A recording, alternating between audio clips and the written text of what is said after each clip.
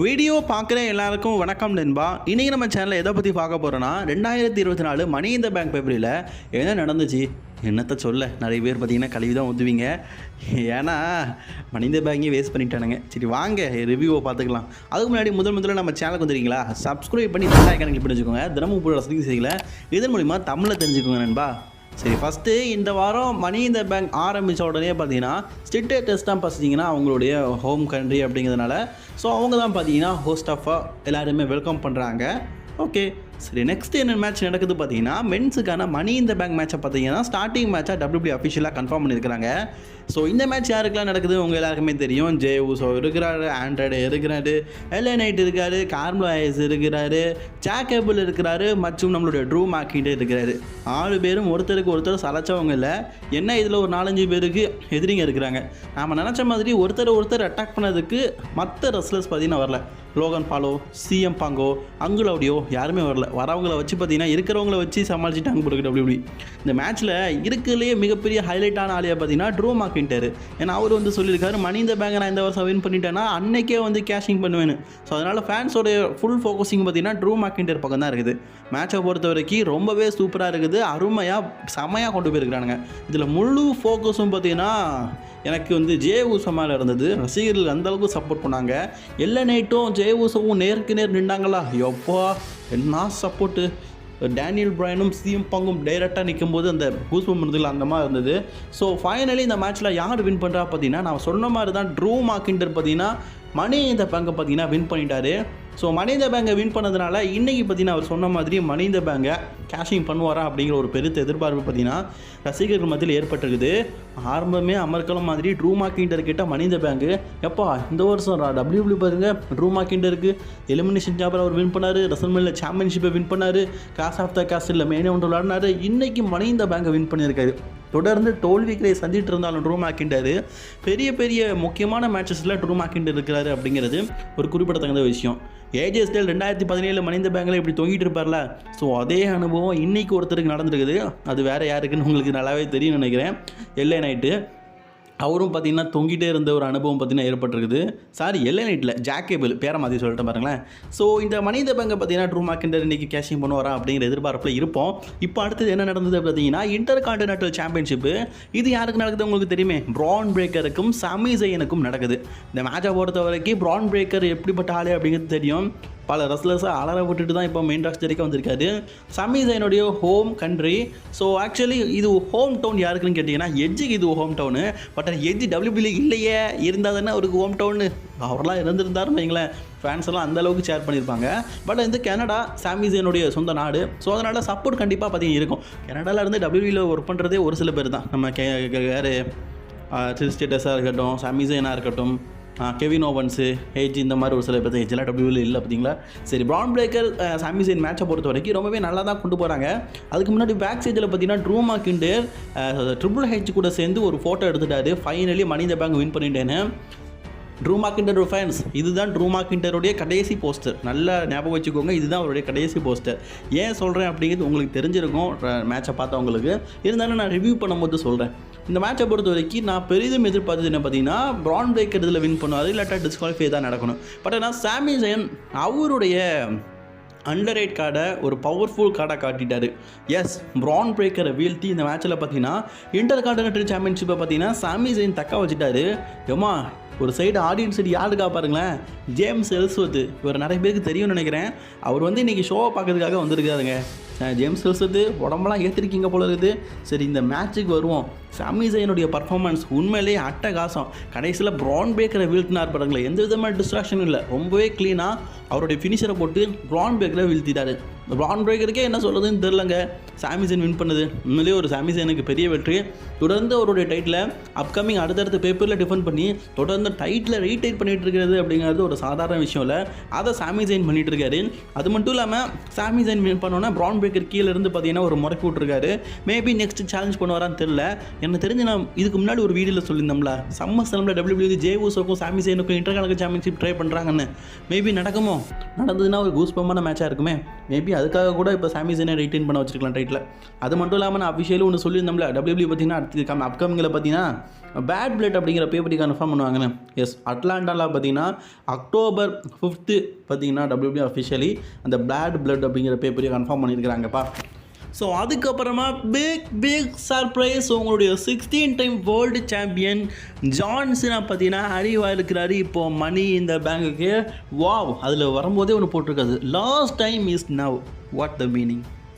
S, John Cena retirement ஆக போகிறாரு. அதை பற்றி தான் பேசுகிறாரு. நான் வந்து இவ்வளோ நாள் ஒர்க் பண்ணிட்டேன், இப்போ வந்து WWEல வந்து ரிட்டைர்மெண்ட் ஆகிறேன் அப்படிங்கிறத சொல்லிட்டாரு. ஈவன் நம்ம ஜான் சீனா பார்த்தீங்கன்னா ராயல் ரம்போ, எலிமினேஷன் சேம்பர், ரெஸ்ல்மேனியா வரைக்கும் இருப்பாராம். அதுக்கப்புறமா தன்னால் இருக்க முடியாது, நான் அஃபிஷியலி வந்து WWE விட்டு ரிட்டையர் ஆகிறேன் அப்படிங்கிறத சொல்லிட்டாரு. ஸோ இதை வருஷம் லாஸ் வேகாஸில் நடக்க போகிற ரெஸ்ல்மேனியாவில் ஜான் சீனாவுடைய ஃபைனல் மேட்ச் பார்த்தீங்கன்னா இருக்க போது. அந்த மேட்ச்சில் அவர் வெற்றி பெறாரோ தோல்வி பெறாரோ அது அவர் கையில். பட் ஆனால் WWE விட்டு ஜான் சீனா பெறாரு. ஜான் சீனா உங்ககிட்ட ஒரு ஸ்ட்ரீக் இருக்குது, 1420 நாள். WWEல பார்த்தீங்கன்னா 1400 கூட தான் இருக்குமோ, எனக்கு ஞாபகம் இல்லை. கடைசியாக பார்த்தீங்கன்னா போன வருஷம் க்ரௌன் ஜூலில் பார்த்தீங்கன்னா ஜான்சன் வந்து விளையாடி இருந்தார். ஸோ அப்போ வந்து 1200 சொல்லியிருந்தார். க்ரௌன் ஜூல்லேருந்து இவ்வளோ நாளைக்குள்ள ஒரு 200 நாள் போயிருக்காது. அப்படி பார்த்தா ஒரு 1400 நாள் மேலே இருக்கும், அப்ராக்சிமேட்டாக சொல்கிறேன். ஸோ அவ்வளோ நாள் ஜான்சனாக பார்த்தீங்கன்னா ஒரு சிங்கிள்ஸ் வெற்றியை கொடுக்கல. இப்போ கடைசியாக ஜான்சனை இப்போ ராலெல்லாம் வெற்றி பெற்றாரங்க கேட்டிங்கன்னா அது வந்து டாக் டீம் மேட்ச், சிங்கிள்ஸ் மேட்ச்சை வந்து வெற்றி பெறலை. மேபி அதுக்குள்ளே ஜான்சனாக ராயல் ரொம்ப அதுக்கு டைம்லலாம் வருவேன்னு சொன்னார்ல, அந்த டைமில் ஒரு ரெஸ்லர் கூட மோதி ஜான்சனாக பார்த்தீங்கன்னா வெற்றி பெற்றால் ரொம்ப நல்லாயிருக்கும், ஒரு சிங்கிள்ஸ் வெற்றி. நெக்ஸ்ட் இந்த மேட்ச் பார்த்தீங்கன்னா வேர்ல்டு ஹெவிவெயிட் சாம்பியன்ஷிப் மேட்ச்சு, செத் ரோலன்ஸ் வெர்சஸ் டாமியன் பிரைஸ்ட். இந்த மேட்சை பற்றி நான் சொல்ல வேண்டாம், எந்த அளவுக்கு ஒரு அமர்க்கலமான மேட்ச் அப்படிங்கிறது உங்கள் எல்லாருக்குமே தெரிஞ்ச விஷயந்தான். செத் ரோலன்ஸும் வராரு, அட் அ டைம் பார்த்தீங்கன்னா நம்ம டேமியன் பிரிஸ்டும் வராரு. இவங்களுக்குள்ளான வேர்ல்டு ஹெவிவெயிட் சாம்பியன்ஷிப் மேட்ச் நடக்க தான் போகிறது. ஸோ அதே மாதிரி நான் சொல்லி ஆகணும், நம்ம ட்ரூ மேக்கின்டர் பார்த்தீங்கன்னா மிஸ்டர் மணி இந்த பேங்கை வின் பண்ணியிருக்காரு. அவர் சொன்ன மாதிரி எப்போ வேணாலும் எங்கே வேணாலும் கேஷ் பண்ணலாம். மேட்சும் பார்த்தீங்கன்னா ஆரம்பிக்குது, ட்ரூ மேக்கின்டர் வர்சஸ் செத் ரோலன்ஸ். உண்மையிலேயே மேட்ச் பார்த்தீங்கன்னா அமர்க்கலமாக செமையாக சூப்பராக கொண்டு போகிறானுங்க. இந்த ரோட் டு கோட்னு சொல்லுவாங்க, அந்த கோட் ஆர்டர் இருக்குல்ல, ரொம்ப பயங்கரமாக ஓடும்போது யாரும் தடுக்க முடியாதுன்னு. ஸோ அது மாதிரி மேட்ச் உண்மையிலேயே செம்மையாக இருக்குது. இந்த மணி இந்த பேங்கை வின் பண்ணியிருக்கிற ட்ரூ மேக்கின்டர் பார்த்தீங்கன்னா இடையிலே வந்து தன்னோட மணி இந்த பேங்கை பார்த்தீங்கன்னா கேஷிங் பண்ணதுக்காக வந்துட்டார். ரெஃப்ரிகிட்ட கொடுத்த வாராரு, ரெஃப்ரிகிட்ட கொடுக்காரு, மணி இந்த பேங்க் கேஷிங்கு. இந்த இதுதான் நடக்கக்கூடாதுன்னு நினச்சேன், அதுதான் நடந்து. CM Punk is coming. இந்த மேட்ச் வந்து ட்ரிபிள் த்ரெட் மேட்சாக, அதனால் இன்னொரு ரெஸ்லர் வந்து அட்டாக் பண்ணாலும் இந்த மேட்ச் டிஸ்குவாலிஃபை ஆகாதான். அப்படியான்னு கேட்டிங்கன்னா WWE தான் அவங்க ரூல்ஸுக்கு ஏற்ற மாதிரி மாற்றிக்குவாங்கல்ல.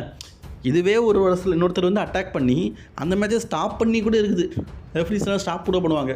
சிலது இந்த மேட்ச்சில் பார்த்தீங்கன்னா ட்ரூ மேக்கின்டர் தோக்கணும், அதனால் இன்னொரு ரெஸ்லர் வந்து இப்போ ட்ரிபிள் த்ரெட்னால ட்ரூ மேக்கின்டர் அட்டாக் பண்ணாலும் இது வந்து செல்லுபடி ஆகாது, மேட்ச் கண்டினியூவாக தான் ஆகும் அப்படிங்கிற மாதிரி கொண்டு போகிறானுங்க. என்ன இலவுன்னு தெரில. ஆக்சுவலி அப்படி அட்டாக் பண்ணாலே டிஸ்குவாலிஃபைல முடியும், நிறைய மேட்ச் முடிஞ்சிருக்குது முந்தியெல்லாம். இப்போ இப்படி பண்ணுறானுங்க. இந்த மேட்ச்சில் பார்த்தீங்கன்னா டேமியன் பிரைஸ்ட் வந்து அவருடைய வேர்ல்டு சாம்பியன்ஷிப்பை ரிட்டைன் பண்ணிட்டாரு. காரணம் நம்ம CM Punk வந்த உடனே பார்த்தீங்கன்னா ட்ரூ மேக்கின்டர் பயங்கரமாக அட்டாக் பண்ணல, அதனால் அவர் சோக்ஸ்லாம் போட்டு இந்த மேட்ச்சில் பார்த்தீங்கன்னா ரிட்டைன் பண்ணிட்டாரு. எப்பா இந்த வருஷம் மணி இந்த பேங்கை கேஷிங் பண்ணி, மணி இந்த பேங்க் மூலியமாக ஹெவி சாம்பியனான டேமியன் பிரைஸ்ட் மணி இந்த பேங்கை கேஷிங் பண்ணியும் சாம்பியன்ஷிப்பை ரிட்டைன் பண்ணிட்டாருன்னா வேறு லெவல்ப்பா. செத் ரோலன்ஸ் CM Punk பார்த்து என் வழியில் குறுக்க வராதுன்னு சொல்லிக்கிறோம்டா, குறுக்க வந்துட்டல்ல அப்படின்னு சொல்லிட்டு செம்ம டென்ஷன் ஆகிட்டாரு. ஆல்ரெடி CM Punkக்கும் செத் ரோலன்ஸுக்கும் ஆகாது, இதில் வேறு இந்த மேட்ச்சில் இடையிலேயே வந்து மணி இந்த பேங்கை கேஷிங் பண்ணுறத இவர் தானே தடுத்தார். ஆக்சுவலி பார்த்தீங்கன்னா இந்த மேட்ச்சில் வந்து டேமியன் பிரைஸ்ட் வந்து பின்ஃபால் பண்ணது ட்ரூ மேக்கின்டரை. இதுக்கு முழுக்க காரணம் யார் பார்த்தீங்கன்னா CM Punk. அதில் செத் ரோலன்ஸை கிளப்பில் விட்டார். அதனால் செத் ரோலன்ஸ் பார்த்தீங்கன்னா பயங்கர கடுப்பில் இருக்கார் CM Punk மேலே. மேட்ச்சில் சொன்ன மாதிரி இடையில வந்து கெடுத்துட்டல, எனக்கு தோல்விங்கிறது செத் ரோலன்ஸுக்கும் நடக்குதுல்ல. மேபி WWE பார்த்தீங்கன்னா ரெஸ்ல்மேனியாவில் செத் ரோலன்ஸ் ட்ரூ மேக்கின்டர் CM Punkக்கான ட்ரிபிள் த்ரெட்க்கான மேட்சை இப்போவே பயங்கரமான ஹைப்பாக கொண்டு போகிறாங்க போல இருக்குது. அப்போ ரெஸ்ல்மேனியா வரைக்கும் நம்ம ட்ரூ மேக்கின்டருக்கும் செத் ரோலனுக்கும் ஒரு மேட்ச் பார்க்கலாம், செத்துக்கும் CM Punkக்கும் ஒரு மேட்சை பார்க்கலாம், ட்ரூக்கும் CM Punkக்கும் ஒரு மேட்ச் பார்க்கலாம். அப்படி மாற்றி சண்டை போட்டு ரெஸ்ல்மேனியாவில் ட்ரிபிள் த்ரெட்டாக கொண்டு போவாங்களோ. நம்ம சிஎம் பங்க் கையில் பாருங்களேன் வேர்ல்டு டைட்டில் இருக்குது. இந்த டைட்டில் மேட்ச் ஆச்சு ரெஸ்ல்மேனியா நடந்ததுன்னா உண்மையிலேயே மஜாவாக இருக்கும்ல. சரி நடக்குதாங்க பார்ப்போம். அதுக்கு முன்னாடி உமன்ஸ்க்கான மணி இந்த பேங்க் மேட்ச் பார்த்தீங்கன்னா லேட்டர் மேட்ச் நடக்க போகுது. இதில் 6 கண்டெண்டர் இருக்கிறாங்க. ஸோ இந்த கண்டெண்டரில் என்னுடைய favourite Chelsea screen. So Chelsea ஸ்க்ரீனை ஃபோட்டோவில் பார்த்துக்கலாமா? செல்சி ஸ்க்ரீன் பார்த்தீங்கன்னா இன்றைக்கி வந்து ஷோவில் மணி இந்த பேங்கை வின் பண்ணதுக்கப்புறமா இப்படி தான் பார்த்தீங்கன்னா மணி இந்த பேங்கை வச்சுக்க போகிறாங்க. பட் ஆனால் நடந்ததே வேறு. உமன்ஸ்க்கான மணி இந்த பேங்கை பொறுத்த வரைக்கும் உண்மையிலே நல்லா கொண்டு போனாங்க. செல்சி ஸ்க்ரீனும் டிஃபனியும் சேர்ந்து ஒரு காம்பினேஷனாக காம்போவாக இருந்தாங்கல்ல, அது உண்மையிலே நல்லா இருந்தது. ஃபேன்ஸ் மத்தியில் செல்சி ஸ்க்ரீனுக்கு பயங்கர சப்போர்ட். ஏன்னா இது அவங்களுடைய ஹோம் கண்ட்ரி. ஸோ அதனால அவங்களுக்கு பயங்கரமான சப்போர்ட்டு. ஸோ இந்த மேட்ச்சில் ரொம்பவே க்ளீனாக யார் வெற்றி பெற்றிருக்கா அப்படிங்கிறத பார்க்கறதுக்கு முன்னாடி இந்த மணி இந்த பேங்கை பொறுத்த வரைக்கும் அதிகபட்சமாக பார்த்தீங்கன்னா நம்ம நெட்டாலியாவும் பெக்கிலிஜும் தான் 5 முறை பங்கேற்றுக்கிறாங்களாம். இது இன்றைக்கி WWE பார்த்தீங்கன்னா அஃபிஷியலாக சொல்லியிருக்காங்க. அப்போது நியோமி கம்மியாக தான் பங்கேற்றுருக்காங்களா? சரி ஓகே. இந்த மேட்ச் உண்மையிலேயே பார்த்தீங்கன்னா பக்காவாக செமையாக கொண்டு போயிருக்கிறாங்க. ஃபைனலி இந்த மேட்ச்சில் நம்ம லேடருக்கு மேலே ஏறி மணி இந்த பேங்கை பார்த்தீங்கன்னா உருவிட்டாங்க அப்படின்னு சொன்னாங்க. யார் நம்ம Chelsea screen. The Winner is Chelsea screen அப்படின்னு போடுறதுக்கு முன்னாடியே டிஃபனி மேலேருந்து வந்து கீழே அவங்களுக்குன்னு சொல்லிட்டு டேபிள்லாம் போட்டு பக்காவாக ரெடி பண்ணி வச்சுருக்காங்க. ஆக்சுவலி இந்த டேபிளை தள்ளி விடுவாங்க. அந்த டேபிளில் தான் செல்சி ஸ்க்ரீன் விடுவாங்க. அந்த டேபிளை தயார் பண்ணது யார் தெரியுமா? இவங்க 2 பேர் தான் இன்னொருத்தங்களை அட்டாக் பண்ணணும்னு சொல்லிட்டு போட்டிருந்தாங்க. தான் விழித்த குழியில் தானே விழுவாங்கன்னு சொல்லுவாங்கள்ல, அந்த மாதிரி தான் விழித்த குழியில் தானே விழுந்துட்டாங்க செல்சி ஸ்க்ரீன். இந்த வாய்ப்பை பயன்படுத்திக்கிட்டு டிஃபனி பார்த்தீங்கன்னா மணி இந்த பேங்கை வின் பண்ணிட்டாங்க. 2024 மிஸ் மணி இந்த பேங்கை பார்த்தீங்கன்னா ஸ்டெஃபனி வின் பண்ணியிருக்கிறாங்க. ஏங்க கொஞ்சம் யோசிச்சு பாருங்கள். இவங்க பார்ட்னர் தான் நயா ஜாக்ஸு. ஒருவேளை நயா ஜாக்ஸ் சாம்பியன் ஆகிட்டா இவங்க கேஷிங் பண்ணுவாங்களா? டவுட்டாகவே இருக்குல்ல. ஒரு மிகப்பெரிய ட்விஸ்ட்டில் தான் கொண்டு போகிறாங்க. பயங்கரமான ஒரு ட்விஸ்டெல்லாம் பார்த்தீங்கன்னா சம்மஸ்லாமுக்கு அப்புறம் இருக்கும்போது நினைக்கிறேன். ஏன்னா அதுக்குள்ளே இவங்க மணி இந்த பேங்க் கேஷிங் பண்ணி சாம்பியன் ஆயிடுவாங்க. அதை வச்சு சொல்கிறேன். மணி இந்த பேங்க்கு அப்புறமா தான் கேஷிங் பண்ணுவாங்க. அதை வச்சு சொல்கிறேன். ஒரு பயங்கரமான ஒரு ஃபியூட் இருக்குன்னு. சரி, மெயின் ஈவென்ட் டைமுக்கு கொண்டோமே. 6 man tag team match blood line vs Cody Rhodes Randy Orton Kevin ஓவன்ஸ்குள்ள ட்ரிபிள் த்ரெட் மேட்ச். தான் ட்ரைபல் சீஃப் அப்படின்னு சொல்லிட்டு ஊருக்குள்ளே பார்த்தீங்கன்னா நம்ப வச்சுட்டு இருக்கிற சோலோ சிக்கவா உண்மையிலேயே ட்ரைபல் சீஃபா அப்படிங்கிறத நிரூபிக்கிறதுக்கான ஒரு சரியான டைம் தான் இது. கூட ஜாக்கப் ஹார்ட் மற்றும் டாமா டாங்கா வராரு. ஸோ இதில் டாங்காரோட வந்து மேட்ச்சில் பங்கேற்கிற இதை நடத்திக்கிற அப்படின்னு அஃபிஷியலாக கன்ஃபார்ம் பண்ணிட்டாங்க. மேட்சும் பார்த்தீங்கன்னா ஸ்டார்ட் ஆக போகுது. ஸோ இது மாதிரி கெவின் ஓவன்ஸ், ராண்டி ஆர்டன், கோடி ரோட்ஸ் அவங்க 3 பேரும் வராங்க. கெவின் ஓவன்ஸ் பார்த்தீங்கன்னா ஆஃப்டர் 4 வருஷமாக பிளட் லைன் கூட மோதிக்கிட்டே இருக்காரு. இன்றைக்கி உங்களை தவிடுபடி ஆக்க போகிறேன்னா அப்படிங்கிற வெறியில் வராரு. ஏன்னா கெவின் ஓவன்ஸ் தோக்க மாட்டார், பயங்கர இதில் இருக்கார். ராண்டி ஆர்டன் வாய்ப்பே இல்லைன்னு சொல்லிட்டு நிற்காரு. கோடி ரோட்ஸ் அவர் சாம்பியனாக இருக்கார். யார் தான் இந்த மேட்ச்சில் வெற்றி பெற போகிறா அப்படிங்கிற பெரிய எதிர்பார்ப்பில் இந்த மேட்ச் நடக்குது. உண்மையிலேயே மேட்சை பொறுத்த வரைக்கும் செம்மையாக இன்ட்ரெஸ்டிங்காக கொண்டு போகிறாங்க. இதில் மற்றவங்க யாருமே வரல. அந்த பிளட்ல இருக்கிற டாங்காலோட ஓரளவு இன்வெஸ்ட்மெண்ட் இருந்தாலும் மற்றபடி புதுசாக இந்த மேட்ச்சில் இடையிலிருந்து யாரும் பார்த்தீங்கன்னா அட்டாக் பண்ணதுக்கு வரலை. இந்த மேட்ச் ஒரு 6 man tag team match. 6 man tag team மேட்சாக தான் நடந்தது. டாங்கலோட இன்வால்மெண்ட் இருந்தது, அவ்வளோதான். வேறு இந்த மேட்ச்சில் புதுசாக யாருமே பார்த்தீங்கன்னா வரல. இந்த மேட்ச்சில் ஃபைனலி பார்த்தீங்கன்னா ஜாக்கப் ஹார்ட் அண்ட் நம்ம சோலோ சிக்காவும் இங்கே 2 பேருமே பார்த்தீங்கன்னா கோடி ரோட்ஸை வீழ்த்தி, நல்லா நோட் பண்ணிக்கோங்க, கோடி ரோட்ஸை வீழ்த்தி இந்த மேட்ச்சில் வின் பண்ணிட்டாங்க. எஸ், இந்த மேட்ச்சில் கெவின் ஓவன்ஸை வீழ்த்தினாலும் பிரச்சனை இல்லை, ராண்டி ஆர்டனை வீழ்த்தினாலும் பிரச்சனை இல்லை. ஒரு சாம்பியனாக ரசல்மேனியாவிலேருந்து இது வரைக்கும் அவர் யாருமே பின்ஃபால் பண்ணல. பட் ஆனால் கோடி ரோட்ஸ் ஒரு சாம்பியனை பின்ஃபால் பண்ணி இன்றைக்கி சோலோ சிக்காவா வின் பண்ணிட்டாரு. அப்புறம் என்ன, சோலோ சிக்காவா சம்மர்ஸ்லாம் மேட்ச் கன்ஃபார்ம் ஆயிடுச்சே அப்படின்னு நீங்கள் கேட்பீங்க. S, absolutely. ஸோ ஒரு சாம்பியனை பார்த்தீங்கன்னா பின்ஃபால் பண்ணிட்டார். அதில் ரெஃப்ரி மெதுவாக தான் கிடச்சார். 1 2 3 அப்படி இருந்தும் நம்ம கோடி ரோட்ஸால் பார்த்தீங்கன்னா கிக் ஆஃப் பண்ண முடியல. அப்படி ஒரு விஷயத்தை பார்த்தீங்கன்னா இன்றைக்கி காட்டியிருந்தாங்க மணி இந்த பேங்கில்.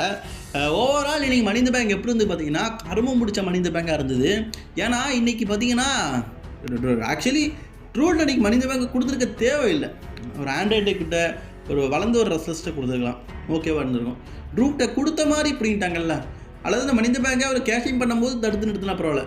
எனக்கு தெரிஞ்சு மணி இந்த பேங்க் வரலாச்சிலேயே மணி இந்த பேங்கை கேஷிங் பண்ணி அன்னைக்கே நாசமாக போனதுன்னா சிஎம் பங்கு தான் போல இருக்குது. சாரி, நம்ம ட்ரூ மேக்கின்டர் தான் போல இருக்குது. சிஎம் பங்கே 2 தடவை மணி இந்த பேங்க் வின் பண்ணியிருக்காரு. இப்போ நம்ம ட்ரூ மேக்கின்டர் ஃபஸ்ட் டைமே வின் பண்ணியிருக்காரு. அன்னைக்கே நாசம் படுத்திட்டார்ல, அதெல்லாம் ரொம்ப கஷ்டமாக இருக்குது.